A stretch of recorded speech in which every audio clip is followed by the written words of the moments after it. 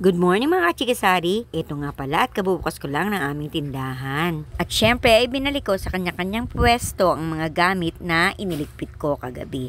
Dahil dyan kami natutulog, kaya naman ligpit sa gabi at balik ulit sa umaga. Pagkatapos nga niya na inasikaso ko naman ang order mula sa aking online shop. Binalot ko na ng maayos at akin ang nilagyan ng waybill. At talaga namang sa araw-araw, umaga pa lang ganyan ang aking gawain. Matapos nga niyan ay isinunod ko naman ang pagre-refill sa aming sari-sari store na paninda dito sa aming tindahan. Buti na nga lang talaga at nakapag-withdraw ako mula sa aking Orange app kung kaya naman nakapamili ako kahit kaunti, di man puno, kahit papano'y mayroon. At maikwento ko nga pala ng very light.